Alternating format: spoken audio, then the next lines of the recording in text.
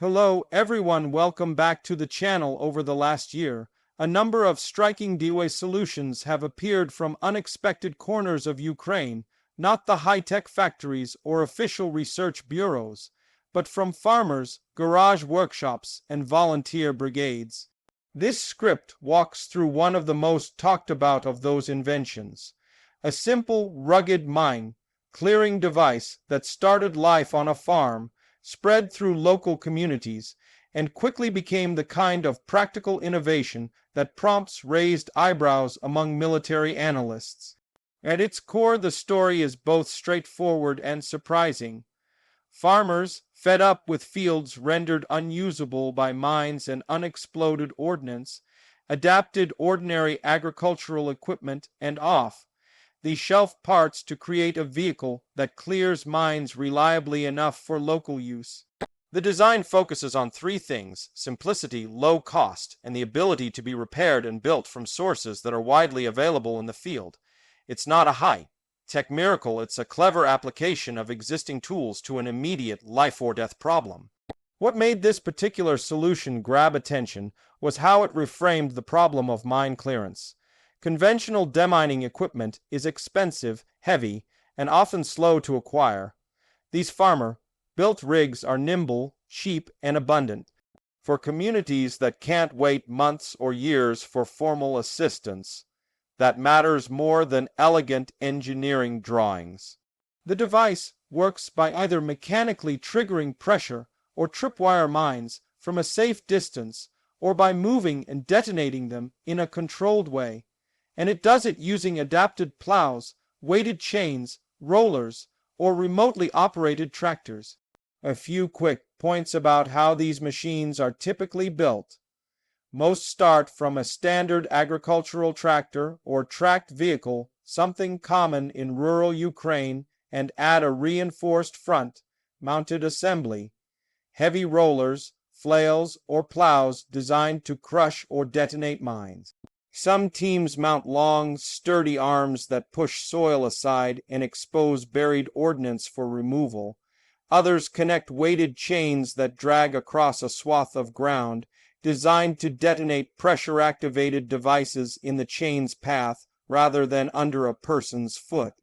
The materials are often steel plates, drive shafts, bolts, and salvaged suspension parts, and the control systems are sometimes as simple as a length of cable that lets an operator pull a release from a safe distance. The innovation isn't simply technical, it's organizational. Farmers share blueprints, photographs, and short video clips through community networks and social platforms. What begins as one farm's solution becomes a de facto open-source project. Neighbors replicate and iterate, improvements spread laterally, and volunteers adapt designs to different soil types and mine threats. That grassroots knowledge sharing cycle shortens the time between idea and useful field kit. And that speed is what turns a backyard rig into something that, when performed at scale, can meaningfully open lanes for civilians and humanitarian access. There are important caveats. These improvised mine clearers are not replacements for certified explosive ordnance disposal teams. They're a stopgap, a way to reduce risk enough for farmers to tend land or for aid convoys to access villages. The methods carry inherent danger. Triggers can be unpredictable. Anti-handling devices exist, and some modern mines are designed to survive blunt mechanical shocks. Responsible users pair these devices with local expertise, route clearance protocols, and when possible, guidance from professional deminers. In short, they're a tool in the toolbox, not a universal solution. What set this development apart in the public conversation was the claim that NATO experts were stunned. That phrase has been used in headlines and social posts. Part of the surprise comes from the contrast between expectations and reality. Experts accustomed to top-down design and expensive procurement suddenly confronted an inexpensive, field-driven fix that solved a practical need. The stunned reaction is less about technical superiority and more about the ingenuity and adaptability shown by civilians living under siege. When the orthodoxies of military engineering meet a scrappy, low-cost answer that actually works on the ground, eyebrows are raised. Technically, why do these rigs work? First, they exploit the physics of many common mines, pressure plates and simple fuses that can be triggered by a heavy roller or dragged chain. Second, they employ redundancy. A long flail or chain that repeatedly strikes the ground is far more likely to find and neutralize ordnance than a single narrow probe. Third, the design philosophy values survivability. The essential components are cheap and easily replaced, and the vehicle can accept damage without catastrophic loss. That means a tractor can run a mined field, sacrifice a few replaceable parts, and return to service with minimal downtime. There are also smarter, hybrid adaptations. Some teams add remote control kits so the operator can stand tens or even hundreds of meters away. Others use cameras or simple sensors to map cleared lanes in real time. Combining mechanical clearance with manual follow-up by trained teams reduces risk. Machines detonate the obvious devices, and technicians clear the rest. Where international demining groups can't reach quickly, these farmer-led teams create a window for humanitarian work and local farming to resume. The human side of this story is crucial. In many affected regions, a field that once fed a family is now a death trap. Farmers who depend on seasonal harvests can't wait for bureaucratic procurement cycles or foreign donations. That urgency drives creativity. The social dynamic is also notable. These projects strengthen community bonds. When neighbors build and operate a shared mine clearer, they also exchange techniques, safety practices, and local intelligence about where mines are most dense. The tool becomes a social device that accelerates recovery beyond the immediate technical benefit. From a policy and ethical perspective, this grassroots engineering raises hard questions. On one hand, empowering civilians to clear land is a morally understandable impulse people must eat and need to rebuild. On the other hand, encouraging non-professionals to engage with ordnance risks lives. Policy responses should aim to marry the speed and inventiveness of local solutions with the safety and standards of professional demining. That means funneling resources to train community teams, providing better protective equipment, and deploying technical advisors who can vet and improve designs. It also means documenting what works so that good practices spread in safer forms. There is an ecosystem emerging around this approach. Local manufacturers and volunteer shops supply hardened rollers and quick-change mounts. NGO and bilateral partners sometimes step in with retrofit kits, steel rollers, reinforced plowshares, remote control modules that upgrade a farmer's rig into a safer, more effective machine. Some technology firms and universities have even offered modular add-ons, GPS mapping, soil penetration sensors, and compact telemetry that logs cleared strips. The tension between grassroots improvisation and formal standards produces useful hybrids, affordable, replicable designs that can also meet minimum safety thresholds. Critics point out another reality: mines are evolving. Russia and other actors have deployed more sophisticated devices, including anti-handling features, pressure sensors tuned to avoid simple rollers, and scatterable munitions designed for persistence. Those developments blunt the effectiveness of improvised mechanical clearance and reinforce the need for professional EOD explosive ordnance disposal involvement. Yet for many rural communities, the simple fact remains: a well-built roller can clear significant swaths of ground that would otherwise sit idle for years. Media portrayal has amplified both the positives and the pitfalls. Viral videos show tractors towing chains, the ground exploding in controlled detonations, relieved farmers returning to their plots. Those clips are powerful storytelling. They dramatize resilience.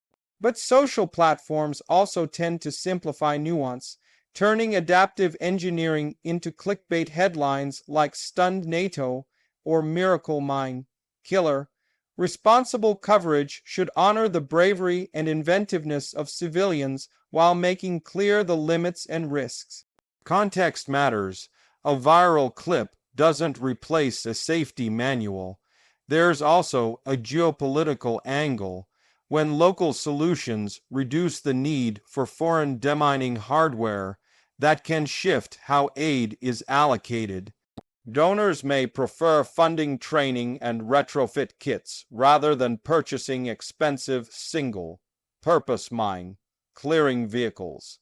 That choice can increase reach. $1, 100 zeros, €0 invested in retrofit kits and training can produce many community-level rigs versus one heavy specialist vehicle. In a conflict with widespread contamination, scale and speed often beat a single, expensive, perfect tool. Looking forward, what lessons matter most? First, empower local actors. Provide training, templates, and vetted designs so that communities don't have to reinvent everything under fire. Second, document and standardize what works: a lightweight field manual, translated into local languages, that explains safe operating practices, common failure modes, and evacuation protocols. Third, invest in modular upgrades, remote control packages, armored driver cabins, and quicks swap roller sets that increase survivability without multiplying costs. Fourth, never substitute improvisation for professional EOD in high-risk scenarios. Instead, use these rigs as complementary tools that open opportunities for certified teams to follow up. There are stories within the broader narrative that are worth hearing. A community that reclaimed orchards and small plots because neighbors pooled tractors and time. A volunteer welder who taught others how to harden a flange to stop shrapnel wear. An NGO that took a viral design, ran it through a safety review, and then distributed improved blueprints that reduced operator exposure. Those anecdotes illustrate how technical ingenuity, social capital, and pragmatic aid can combine into real outcomes: food on the table, roads reopened, and fewer casualties from leftover munitions. The broader technical community has taken notice, and that's a positive development. When universities, research institutes, and defense analysts examine these designs, the result can be better standards, improved retrofits, and the spread of safe practices. NATO analysts or defense experts aren't stunned, in the sense of being blindsided by superior engineering. Rather, they're surprised by the speed and scale of practical, low-cost adaptation. Those reactions often translate into constructive engagement, sharing of demining protocols, donation of protective gear, or support for pilot programs that integrate local rigs into formal clearance operations. To be clear, this is not a victory lap for improvisation. Mines remain a scourge that demands sustained professional attention. Clearing a single field with an adapted roller is a small victory in a much larger fight to make entire regions safe. But those small victories matter. They allow people to rebuild incrementally, and they stretch scarce professional resources by reducing the backlog of obvious, mechanically clearable threats. In closing, the story of farmer-built mine clearers is a reminder of human adaptability under pressure. It is a tale of necessity catalyzing invention, a community solving an immediate problem with the tools at hand. The right response from the international community is to recognize and support that ingenuity, invest in training, standardize improvements, and supply the safety gear that keeps people alive, while they work to recover their land. When grassroots engineering meets formal expertise, you get solutions that are fast, cheap, and safer. And that combination is exactly what communities need when they're rebuilding amid the wreckage of war. If you take away one thing from this discussion, let it be this: ingenuity without safety is risky, and safety without speed is sometimes useless. The optimal path is the middle one: rapid, locally driven innovation guided by professional standards and supported by broader aid networks. That balance is how a farmer's idea becomes a real tool for recovery. Thank you for listening, and if you found this exploration useful, share it with someone who cares about practical solutions in conflict zones.